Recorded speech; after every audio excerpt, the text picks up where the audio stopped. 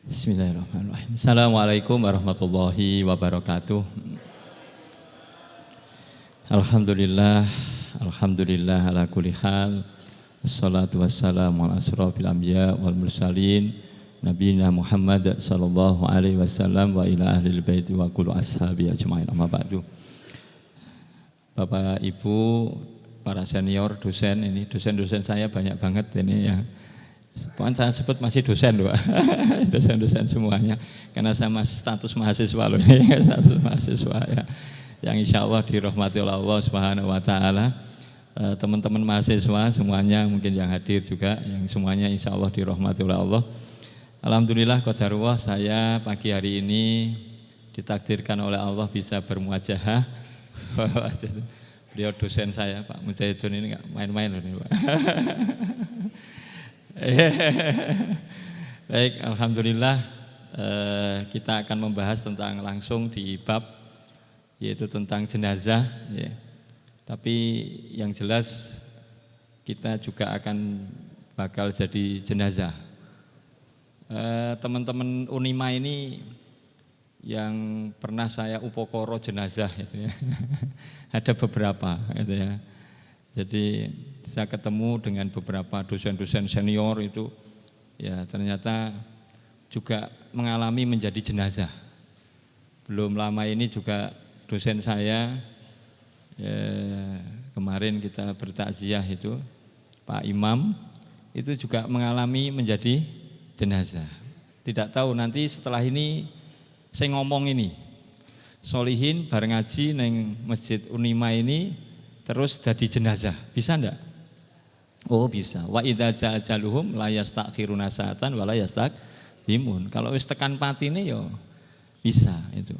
Maka paling tidak kita itu mewariskan kepada keluarga kita. Mewariskan apa? Mewariskan ilmu tentang kepengurusan jenazah. Karena saya itu belum pernah menyaksikan sing jenenge jenazah itu iso ngurusi dewi. Belum pernah saya menyaksikan itu jenazah iso ngurusi dewi. Itu. Jadi bekal ini sebenarnya untuk kita. Untuk kita ketika kita menjadi jenazah. Saya insya Allah sejak lahir sampai dengan sebesar ini itu bergelut dengan jenazah. Karena lahirnya saya saja itu di kamar penyimpanan Kerendo, Bandoso itu loh. Ya, jadi rumah saya dengan kamar Bandoso itu jejer jadi satu. Nah, saya lahirnya di situ itu. Kalau orang Potro Bangsal mesti tahu. Ya. Terus besar saya hidup bergelimpang dengan jenazah. Karena bapak saya kaum, ya mudin itu, ya uripe suka jenazah itu aja. Ya. Terus, lah iya uripe suka jenazah, mudin itu enggak ada lain, uripe suka jenazah dia. Nah, ono jenazah kayak urip itu, ya kan? Karena nah, orang dulu kan untuk amplop gitu ya, untuk amplop, nyuciani untuk amplop, nyolati untuk amplop, memakamkan untuk amplop, tahlil untuk amplop gitu ya, gitu ya. Itu bapak saya meninggal, terus akhirnya saya teruskan. Tapi berbeda kalau saya ngurusi jenazah, saya ajari lingkungan. Jadi tidak harus saya. Jadi ketika ada meninggal, lingkungan itu sudah ada timnya.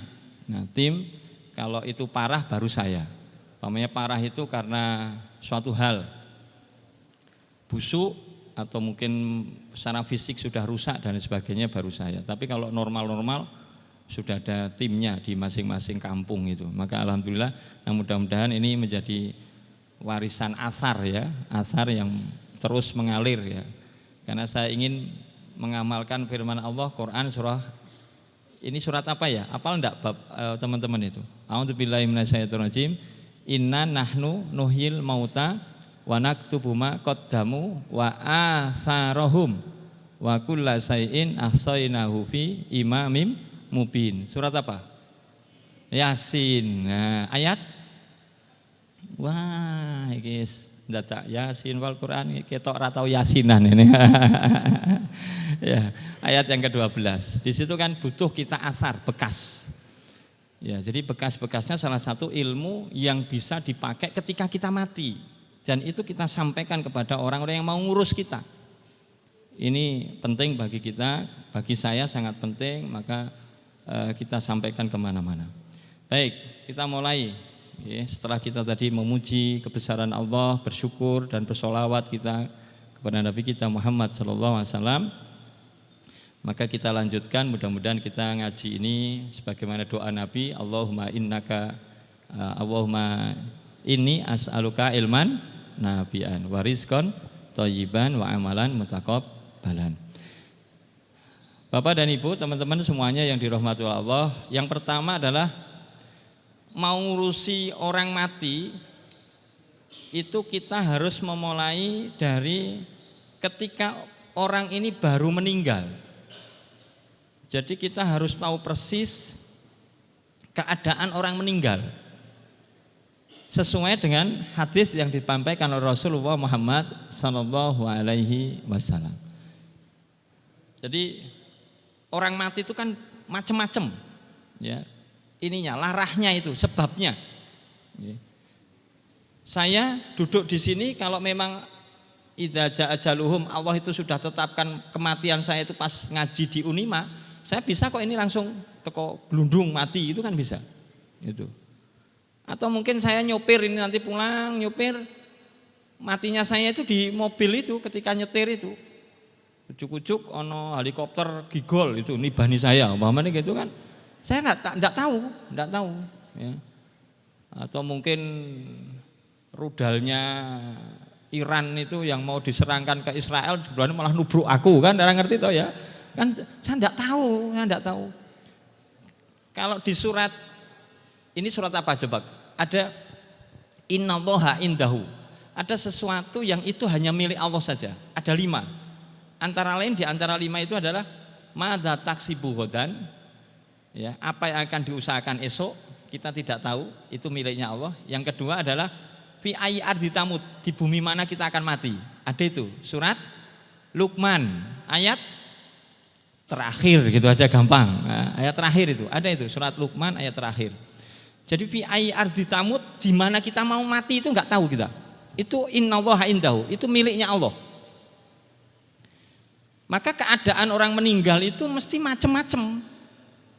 Cuma yang paling pokok, orang meninggal itu tidak mungkin orang itu merem.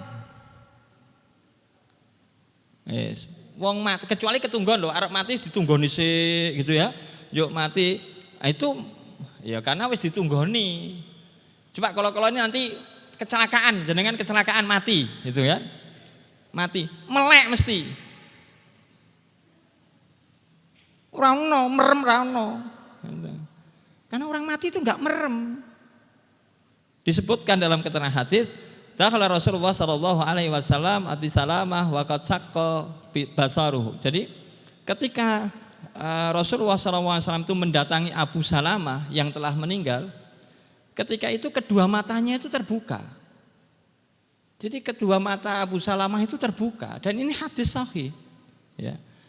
Wa akhmadahu. Lalu apa Nabi Rasulullah sallallahu alaihi wasallam ngendika? Maka pejamkan itu matanya Abu Salamah.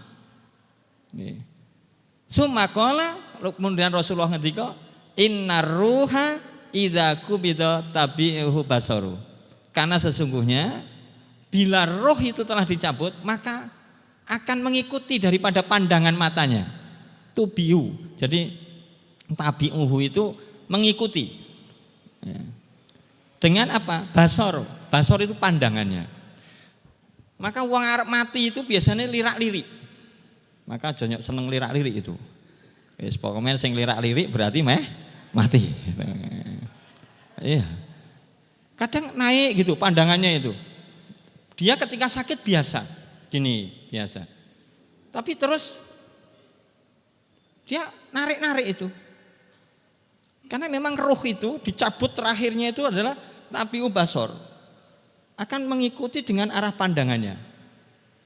Makanya nyembelih pitik nih kok, ya, nyembelih pitik, sembelih atau nyembelih kambing atau menyembelih apa itu kan, coba Anda lihat, sing gereng-gereng sikile sik, ngenceng-ngenceng itu, ngaku terus terakhir dinyatakan meninggal itu adalah matanya mesti melek.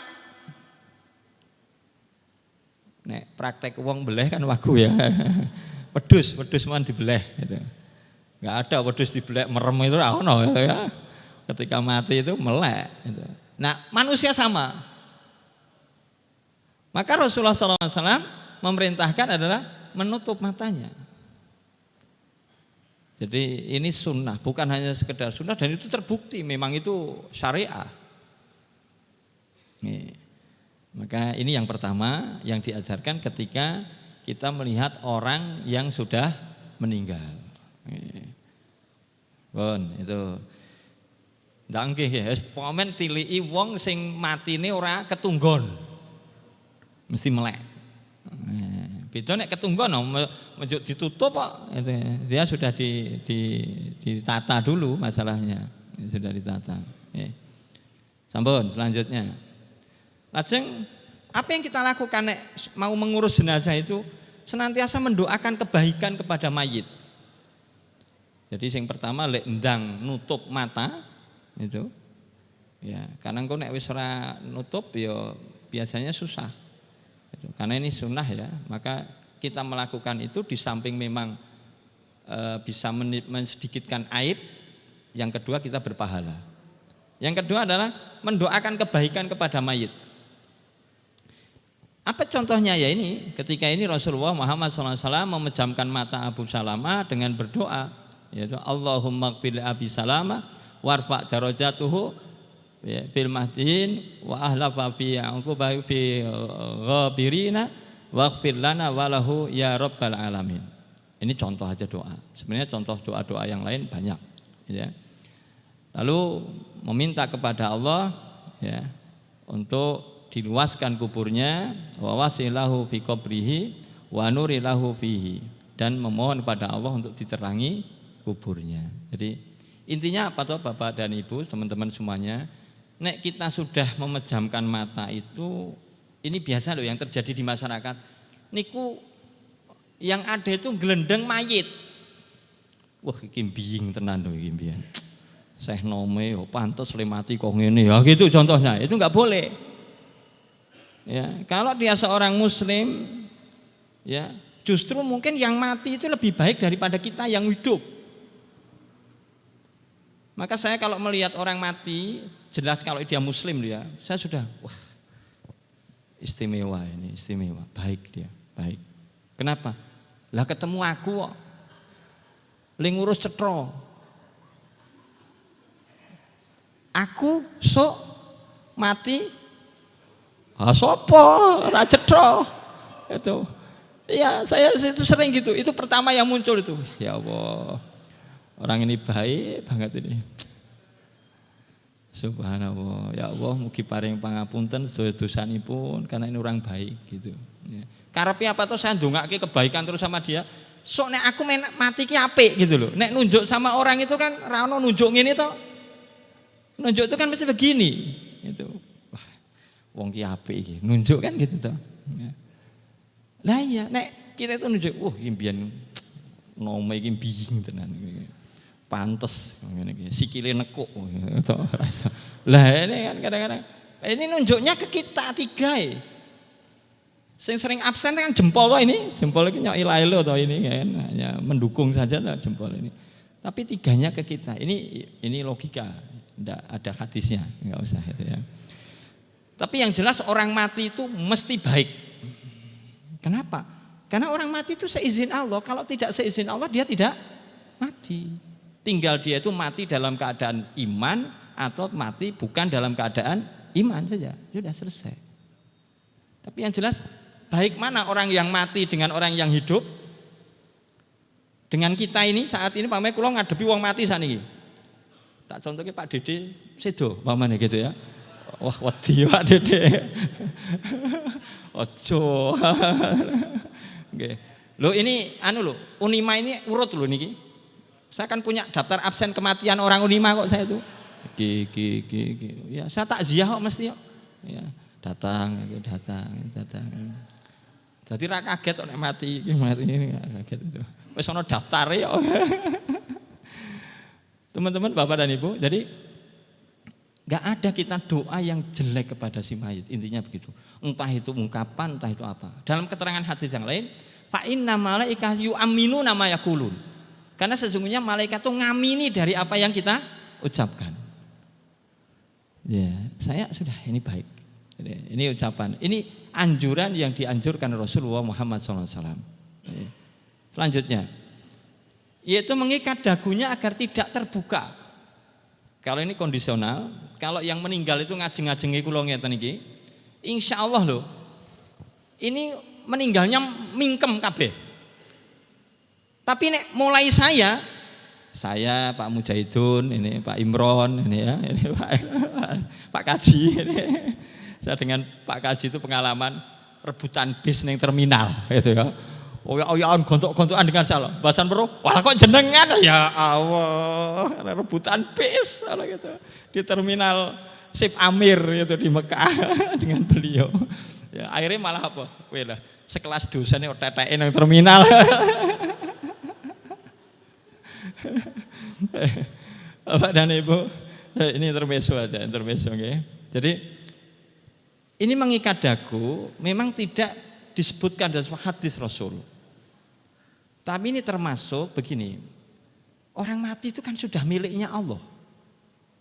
Ya, sudah miliknya Allah. Maka ada kalimat innalillahi wa inna ilaihi raji'un. Kita itu diciptakan oleh Allah dengan sebaik-baik ciptaan. Laqad khalaqnal insana fi ahsani taqwim, secara bentuk. Ya. Maka kita pun kembali kepada Allah juga bagaimana kita itu dikembalikan si orang yang mati itu miliknya Allah dikembalikan dengan yang baik lah.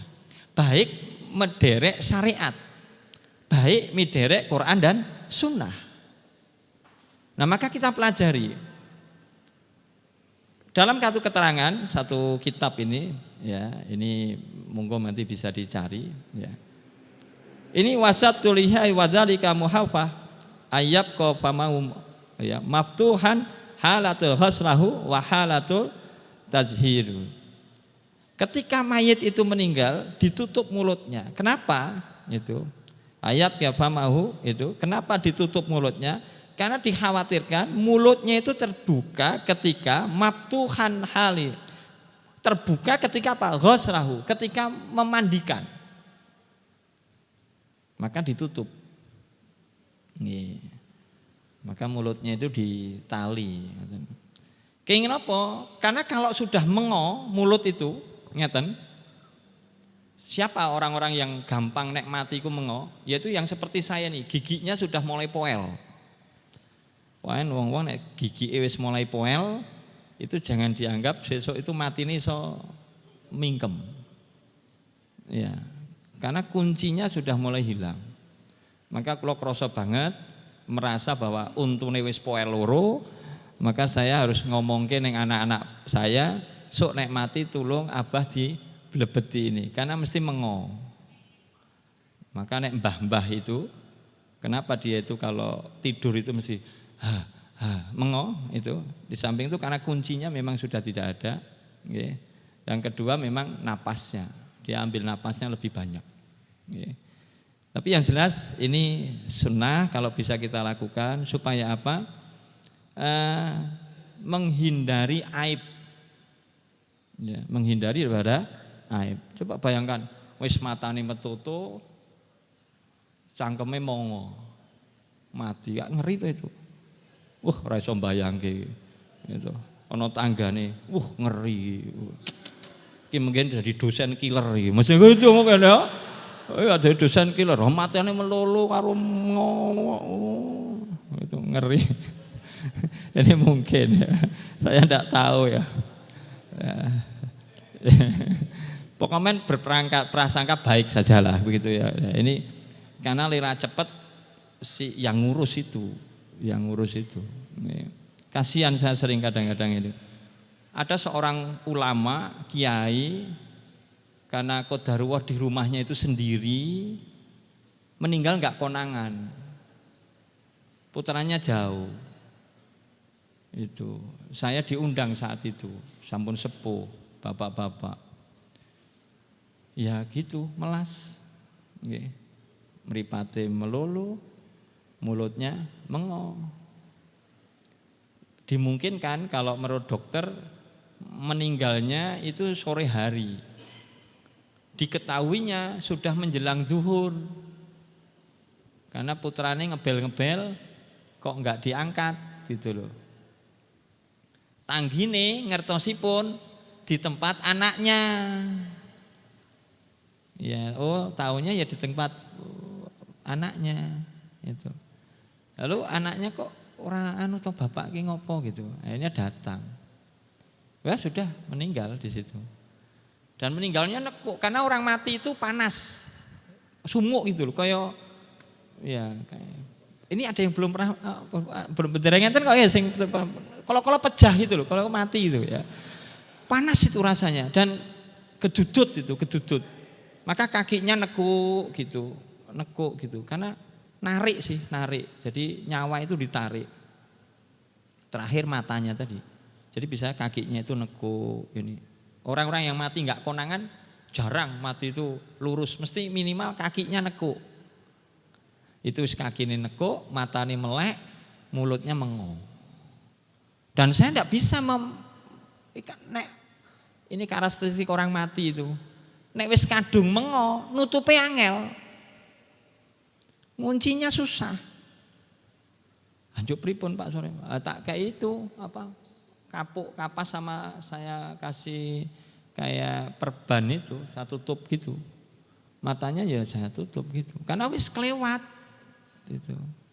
Udah kelewat. Nah, maka ini kan segera untuk supaya apakah orang itu matinya jelek kayak gitu? Belum. Kan ini proses mati itu begitu. Apa sing metoto, sing mengo itu mesti elek? Belum tentu. Itu kahanan wong mati. Tidak menunjukkan kahanan itu baik buruknya amal.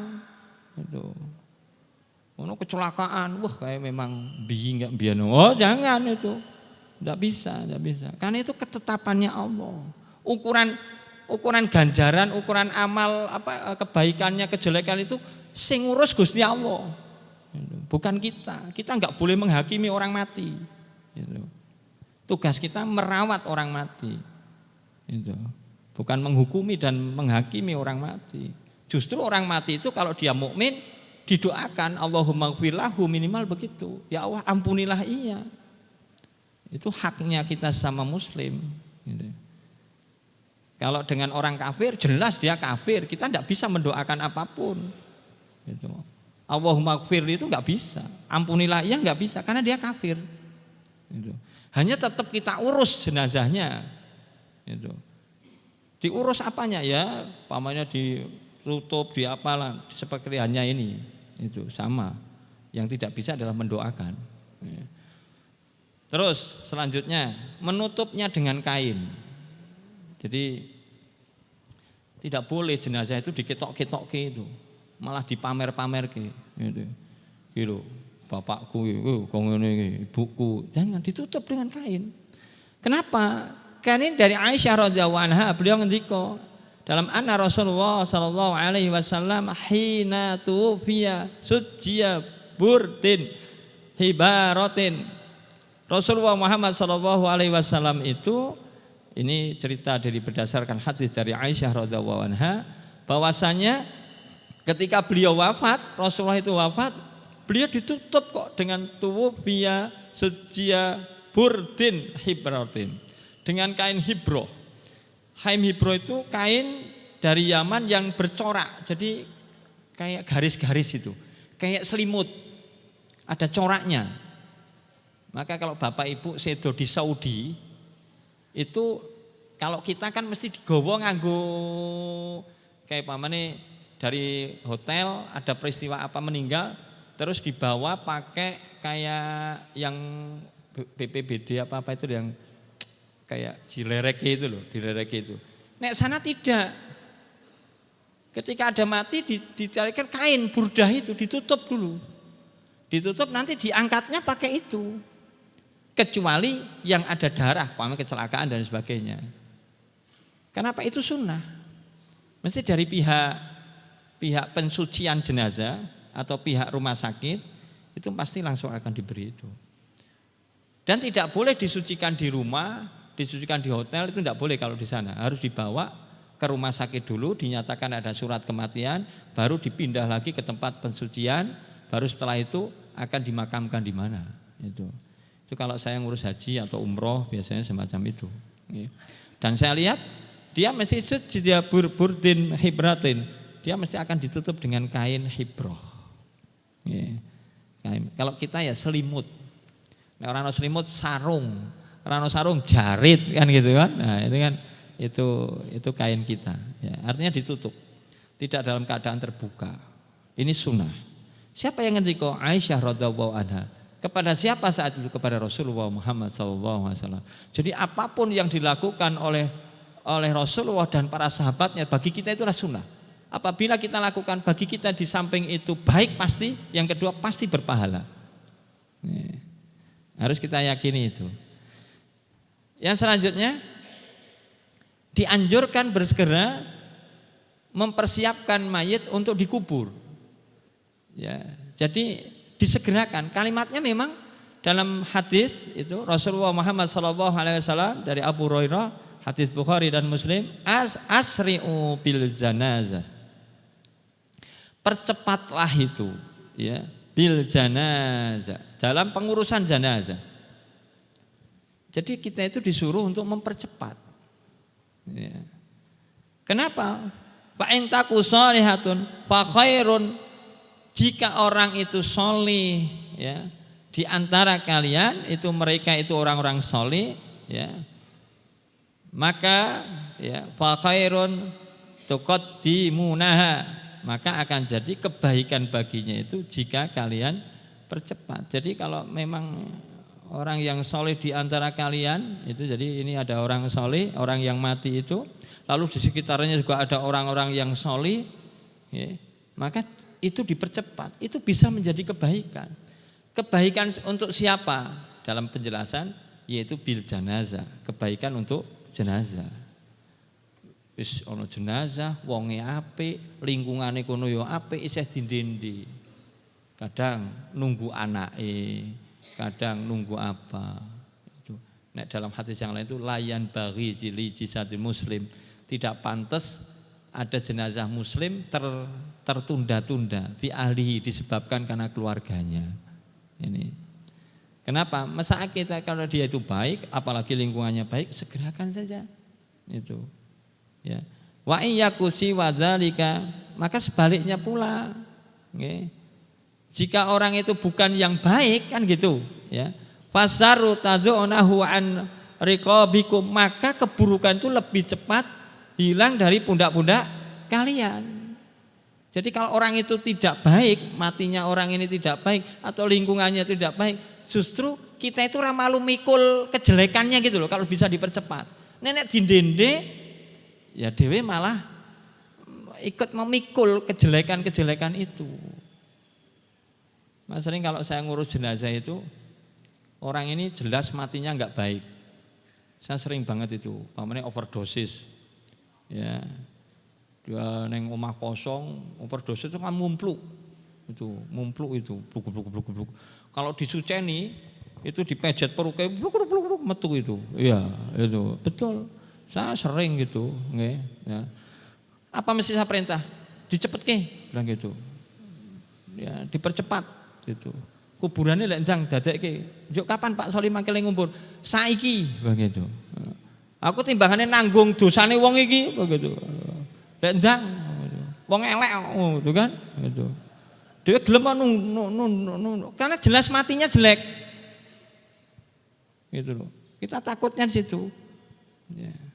Tapi ketika orang baik, ngapa kok ya dipercepat? Karena dia cepat akan mendapatkan kebaikan. Ojo ditunda-tunda sebab kita gitu loh.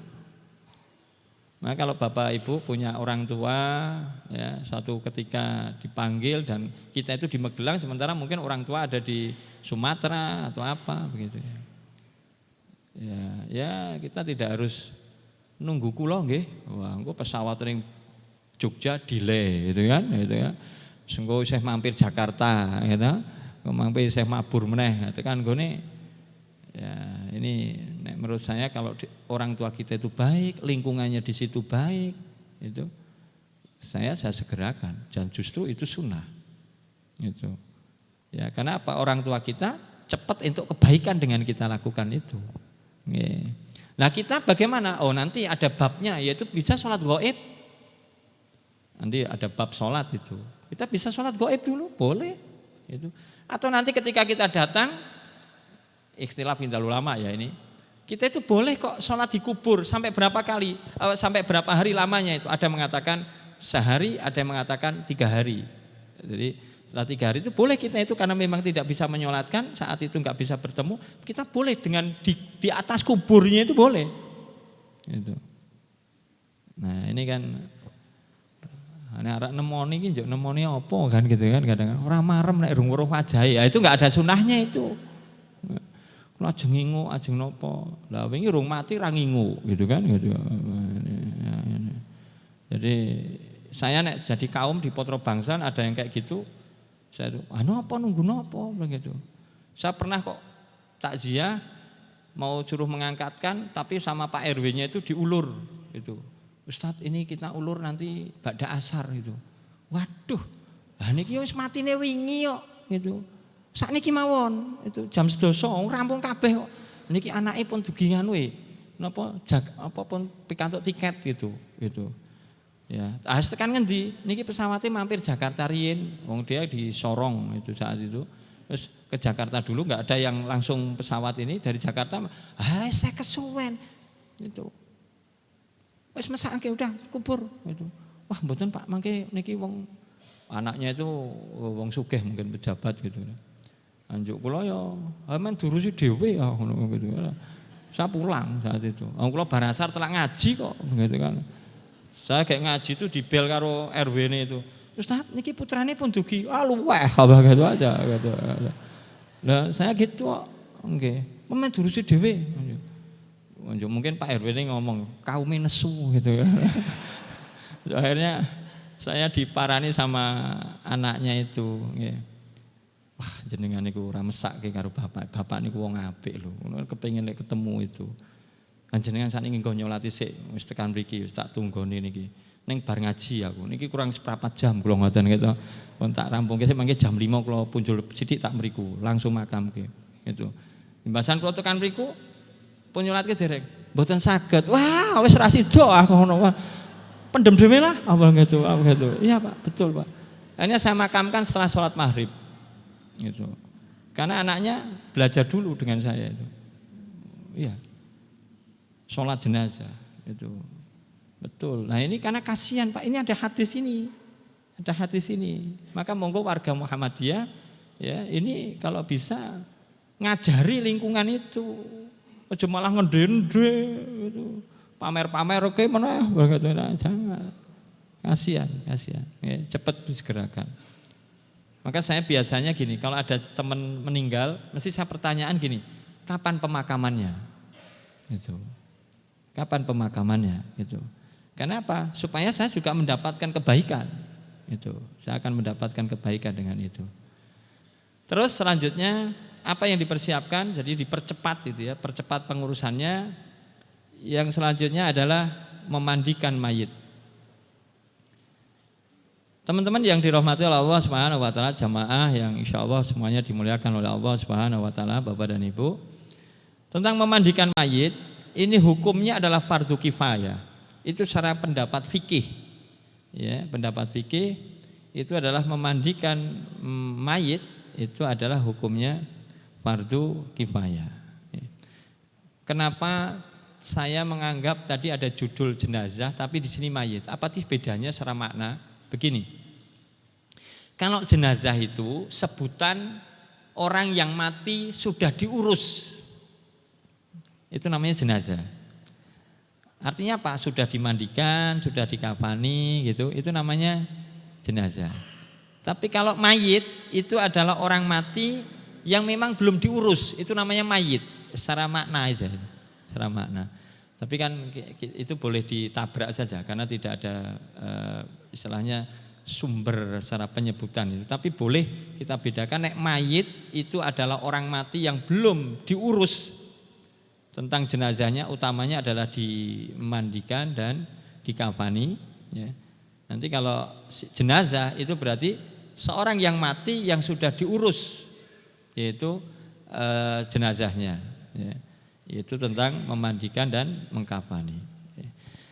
Maka memandikan ini berdasarkan hadis dari Abdullah bin Abbas radhiyallahu an katakan bahwasanya ya, baina rajulun ya waqafun ma'an Nabi sallallahu alaihi wasallam. Ada seorang laki-laki yang sedang waqaf itu wukuf ya di Arafah ya bersama Rasulullah sallallahu alaihi wasallam di Arafah. Jadi ada laki-laki yang sedang berwukuf itu bersama Rasulullah. Idza waqa'a rahilatihi, lalu orang ini terjatuh dari tunggangannya itu. Bahwa qatanuhu dan dia meninggal dunia. Ya. Jadi ada sahabat yang bersama Rasulullah SAW ya sedang melaksanakan wukuf di Arafah dan ini jatuh. Ya. Jadi di wukuf itu apa mungkin orang itu jatuh dan sebagainya? Ya. Kalau sekarang mungkin tidak naik bis. Kalau dulu ya betul-betul naik onta. Jadi naik onta perjalanan dari antara bukit gunung ke bukit gunung yang lain itu begitu. Ya. Sangat mungkin itu meninggal. Maka naik haji sekarang ini ngendikan ikun Gus Zuhron itu ya mending naik haji ki seh nom ojo tuwa. Karena naik tuwa berat itu. Karena memang medannya berat. Walaupun sekarang naik bis. Apalagi dulu pada zaman Rasulullah Muhammad SAW, maka terjadi sangat wajar pelaksana ibadah haji itu banyak yang meninggal. Al-Qala itu dikatakan dalam keterangan ini Rasulullah SAW apa? Ya, fa'aq'adatu itu dalam keterangan ini ya, maka saat itu dia itu sudah mati. Faqala Nabi SAW ighsiluhu bima'in wasidrin.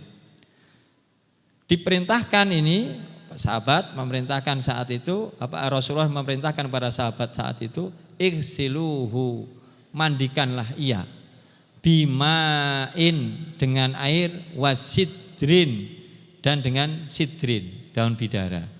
Ya. Jadi disebutkan semacam itu ighsiluhu bima'in wasidrin air daun bidara. Lalu perintah selanjutnya wakafihu fi saubaini. Lalu kafanilah ia dengan 2 lapis kain. Yang kita bahas saat ini adalah ighsiluhu bima'in wasidrin ini dulu. Jadi memandikan itu cukuplah sebenarnya dengan 2 hal ini. Dengan air dan sidrin. Sidrin itu apa toh? Sidrin itu sebangsa sabun. Ya, kalau saya menganggap itu sabun dan wangi atau bau, itu bau muncul aromanya. Nah kalau di kita di Indonesia ini saya praktekkan sidrin itu ya itu dengan sabun itu. Karena kalau di Saudi sidrin itu sebenarnya kayak daun pandan itu, kayak wit-witan itu, godong itu ya. Terus dimasukkan air, ditumbuk, masukkan air itu keluar busa. Tapi kalau di Saudi sekarang sudah berupa bubuk. Jadi kalau Bapak Ibu tindak haji atau umroh lalu ada saudara meninggal terus ikut memandikan, itu kan nanti sabunnya kayak bubuk itu. Jadi dimasukkan ke air mumpluk. Itu namanya sidrin. Ya. Ya, sidrin. Bimain air. Air itu tidak ada kata larangan air apa, tapi air bimain. Itu dengan air, dibersihkan dengan air. Maka kalau di tempat kita ya beda kalau di Saudi. Di Saudi itu sekarang karena air itu mahal di Saudi ya, maka sekarang ini pakai sistem seperti kalau kita memandikan mobil motor itu loh. Ya pakai kayak gitu, set gitu. Ya gitu. Nah di sini kan orang umum gitu, koyo ngedusi motor gitu kan. Nah di sana ya satu itu lebih cepat ya dan itu ngirit air. Yang ketiga apa? Lebih suci. Lebih suci karena bimain di sini adalah para ulama mengartikan adalah air yang untuk bersuci, maka airnya suci. Kalau pakai ember atau apa, kadang-kadang jenazahnya mejanya segini ya. Embernya di sini, ember air itu. Nah, kita tidak tahu secara fikihnya tahdusuhu fi najas, kemasukan sesuatu itu akan menjadi najis ketika apa? Barang sesuatu yang najis itu masuk. Karena orang mati itu kan tadi ngeden ya, karena terakhir tuh bihuruh bi'ainihi itu matanya, maka dari bawah itu dia akan ngeden. Ciri-ciri kalau saya tuh lihat orang mati atau apa kecelakaan ini mati apa urung di samping napas dan sebagainya itu biasanya saya ini keluar air kencing, air mani atau tai, biasanya begitu Pak. Saya cek atau apa itu ini pun Pak Sorin pun coba dicek dulu di bawah ini teles atau tidak, itu kayak ngompol itu kayak apa, oh ini udah ada meninggal, udah diangkut itu. Karena ngeden. Ya. Maka kadang-kadang kita memandikan jenazah itu mending pakai selang. Itu akan lebih suci, di samping itu lebih cepat, itu lebih suci dan tidak tadi menjadi ikhtilaf fikih di dalam masalah air tadi. Itu. Wasidrin itu sabun. Sekarang model sabun ada cotot atau apa. Jadi kadang-kadang ada di desa itu dadak dirajang, leboke ciduk, leboke apa. Oh, saiki ono sabun cotot kok begitu ya. Kan itu sudah boleh aja, saja gitu aja cepat gitu ya. Ya, sidrin. Ya. Nah, ini perintahnya memandikan ya. Di samping itu jadi memandikan itu intinya itu aja. Ya, intinya itu aja. Lalu kenapa ada kafuro? Itu memang ada hadis lain Nabi menyebutkan bilma'i wasidrin wa kafuro. Kafuro itu adalah ini hadis yang lain ya, yaitu tentang pendapat ditambahi dengan kapur barus dibolehkan. Lanjut, ini masih bab memandikan. Untuk mengkafani ini kapan-kapan. Kita sepakat jam 9 selesai. Nanti 5 menit sebelum jam 9 kita buka tanya jawab. Siapa yang memandikan mayit? Siapa yang memandikan mayit? Di sini diterangkan yang memandikan mayit hendaklah orang yang paham fikih pemandian mayit. Jadi diutamakan sing paham. Berarti ini sudah belajar, berarti ini paham. Berarti seono wong unima sing sedo ya sing ngedusi sing teko iki. Gitu. Yang hadir ini paham tentang fikih. Karena kalau tidak akan bermasalah biasanya pun. Akan bermasalah betul. Karepe men entuk ganjaran, karepe dia akan mempercepat, tapi justru menimbulkan fitnah. Ya. Maka yang tahu fikih lebih diutamakan. Jika dari kalangan kerabat mayitnya itu ada, itu lebih baik. Jadi saya ngerti agama, ngerti fikihnya memandikan, dan itu dari kerabatnya sendiri, itu akan lebih bagus. Bukan orang lain. Ya. Maka kalau saya ini jadi kaum di Potro Bangsan, ada yang meninggal, kok ke tempat saya biasanya begini, enten putrane napa mboten? Gitu. Enten Pak, nah putrane kan mriki, gitu. Ken melu ngedusi, gitu. Mengke tak ajari, gitu. Mboten kula, gitu. Saya ngajari, gitu. Carane ngeten Mas, gitu. Iki bapak dingenekke. Dan itu lebih baik didampingi yang paham.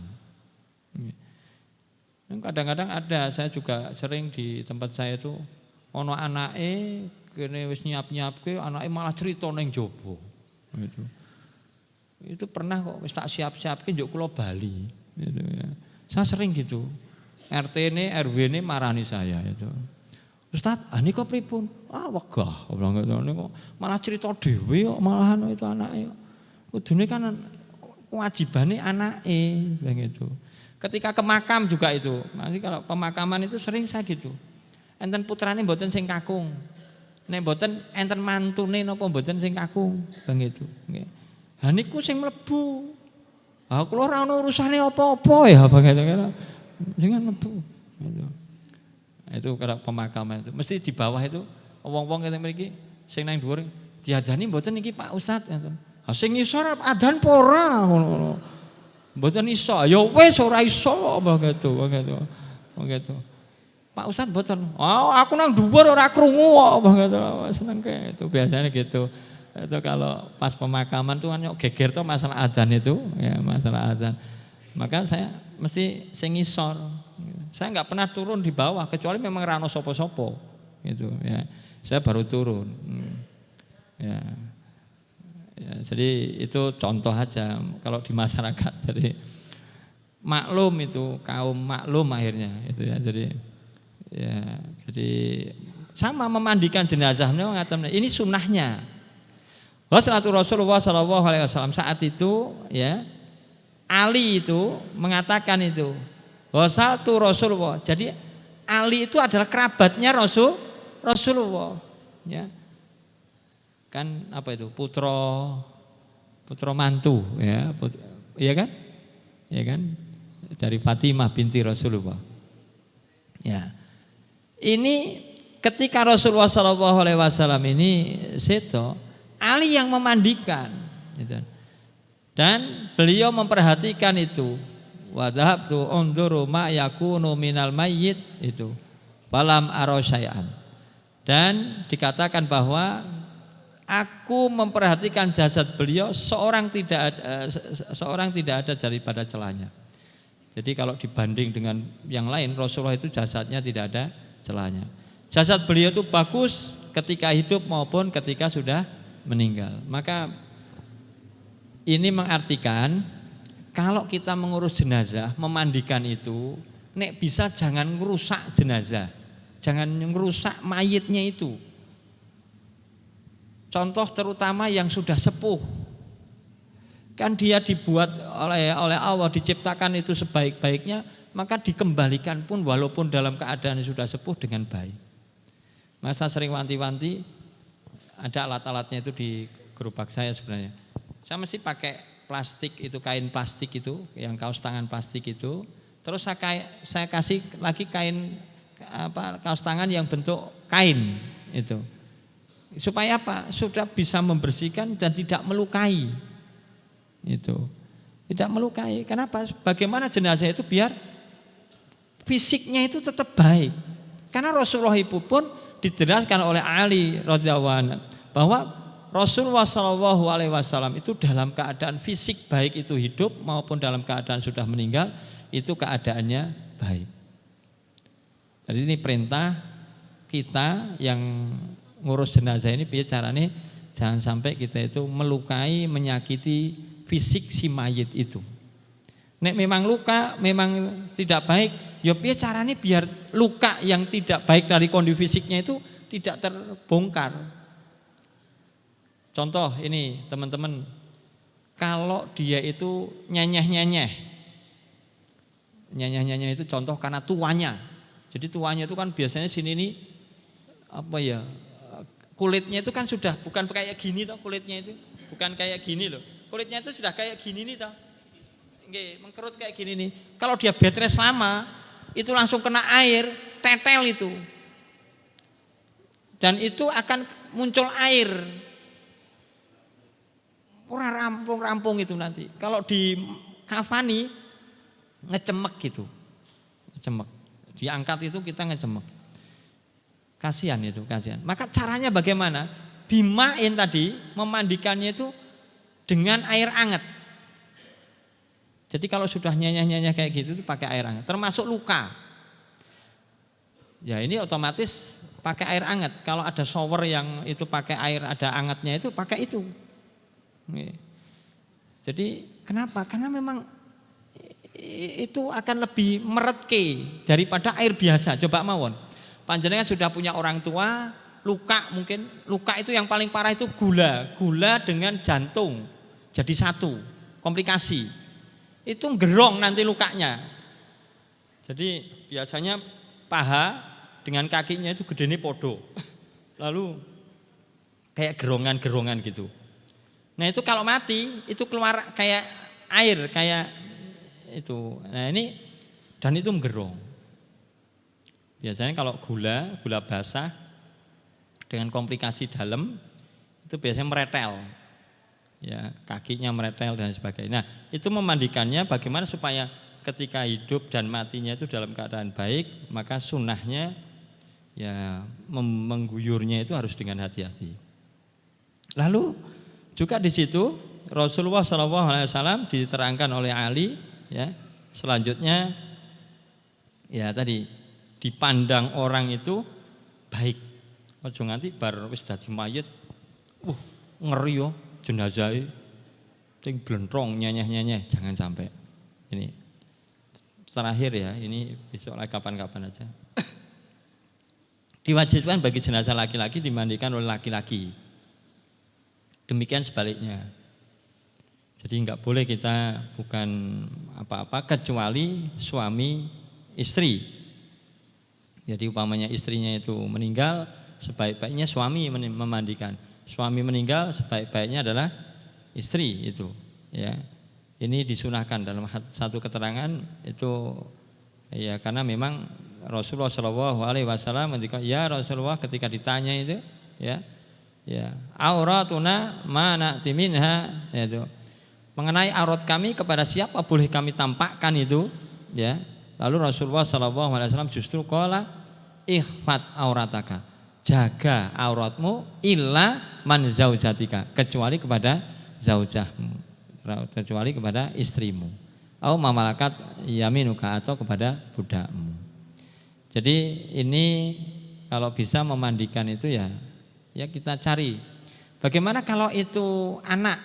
Bagaimana kalau itu ini orang tua? Ini ya. Maka tetap ditutup, aurat intinya ditutup. Ya. Yang boleh terbuka auratnya itu adalah ketika itu suami istri. Selain itu tetap walaupun itu anaknya, walaupun itu orang tuanya. Apalagi orang lain. Ini. Kecuali bagi anak yang berusia kurang dari 7 tahun, maka boleh dimandikan oleh laki-laki atau wanita. Ini fikih, artinya belum baligh, masih kecil, ya, belum mempunyai belum mayyiz, itu belum cukup akal, maka boleh pamannya perempuan, anak itu dimandikan oleh laki-laki yang bukan mahramnya, itu dibolehkan. Ya, ini itu mungkin Bapak dan Ibu sedikit yang bisa saya sampaikan. Ya, ini ketika memandikan dilemaskan sendinya, ya ini sunnah. Jadi jangan sampai kaku terus dipaksa, itu jangan. Ya, ini sunnah-sunnah saja yang bisa kita praktekkan. Memandikan dengan berlaku lembut pada mayit, jadi sudah ya. Kasru adi mayiti kakasri hayat, sudah ini tadi. Jadi kalau bisa ya baiklah mengurus jenazah itu, ya. Jangan sampai melukai itu. Ya. Perangkat memandikan ini nanti bisa di copy, gitu aja lah ya, bisa di copy pada teman-teman. Kalau praktek ya panjang 2 jam paling tidak untuk memandikan saja dengan mempraktekkan ini semuanya. Ya. Mudah-mudahan ada manfaatnya. Ini tentang yang dipersiapkan, apa-apa yang harus dilakukan, ya. Ini semuanya sudah ada. Ya. Udah, ini dulu apa yang bisa saya sampaikan. Ada pertanyaan tapi masih hanya tinggal 2 menit. Monggo, tenang, 1 aja karena tinggal 2 menit. Ya. Ya, betul Pak.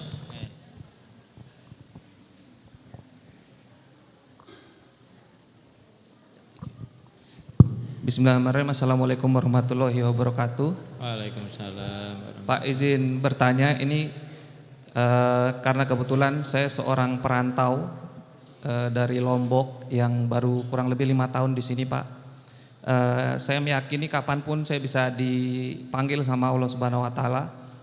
Saya tuh sering ngomong sama kakak saya, boleh enggak kalau misalnya saya mikir gini, Pak, saya pengen dikuburkan di tanah kelahiran saya. Itu yang pertama. Terus yang kedua, pertanyaan saya, ini kebetulan bapak saya itu sudah umurnya di atas 70 tahun. Jadi pemikiran beliau itu sudah mulai banyak yang unik-unik, Pak. Nah, jadi kemarin beliau baru aja ngomong ke kakak saya supaya dikuburkan di depan rumah. Sementara rumah kami itu dikelilingi banyak rumah-rumah yang lain. Saya khawatirnya menimbulkan masalah, dan Bapak belum ngomong ke saya dan saya takut bagaimana cara meresponnya, karena kan ini agak sensitif gitu, takutnya gimana. Nah, itu kira-kira bagaimana pandangannya Bapak dan bagaimana cara meresponnya gitu. Terima kasih. Assalamualaikum warahmatullahi wabarakatuh. Waalaikumsalam. Yang pertama, bagaimana saya tadi pesan mati tak bawa ke tanah lahirnya. Tidak disunahkan. Yang disunahkan justru dimakamkan di mana fi ayyi ardi tamut. di mana bumi kita itu meninggal. Siapa yang menjadi contoh? Rasulullah Muhammad Sallallahu Alaihi Wasallam. Rasulullah itu kelahirannya di Mekah, sedonya di Madinah, makamnya di mana? Madinah, bukan di Mekah. Kalau itu menjadi sunnah, Rasulullah mesti dengan para sahabat akan dibawa ke Mekah. Padahal sudah Fathul Mekah, Mekah sudah dikuasai oleh Muslim saat itu. Sudah kan Rasulullah sedo itu setelah turunnya surat An-Nasr itu, idza jaa nasrullahi wal fath itu. Hanya selang beberapa terus sedo. Sepulang haji itu, maka masih ada surat turun itu, ya, termasuk salah satunya itu, ya, Fathu Mekah itu sudah. Tapi tidak dibawa, gitu ya.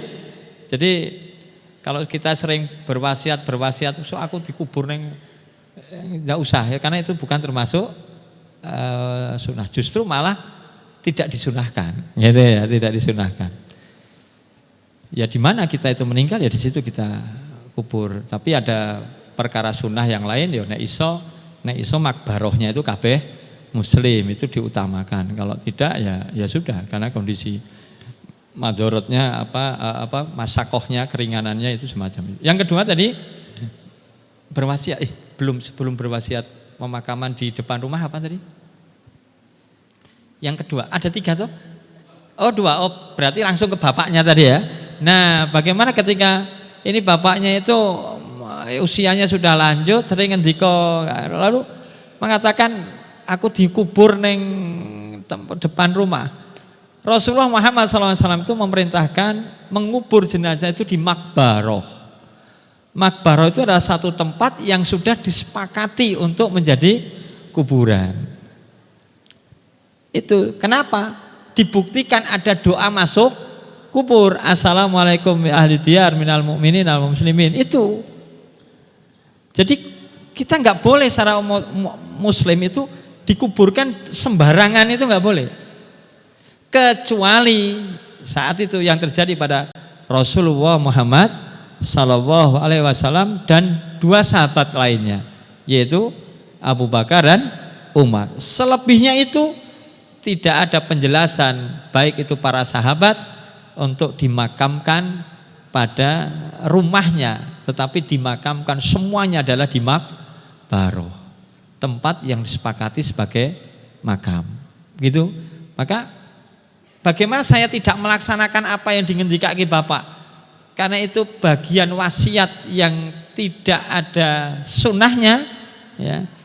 Bahkan itu ada bagian yang mengatakan larangan kita itu memakamkan kecuali di sebuah tempat yang sudah disepakati sebagai makbaroh, ya. Maka justru itu tidak melakukan wasiat atau perintah daripada Bapak itu akan lebih baik daripada kita melaksanakan. Ngeten? Jadi kenapa? Jelas menyelisihi sunnah. Paham ya?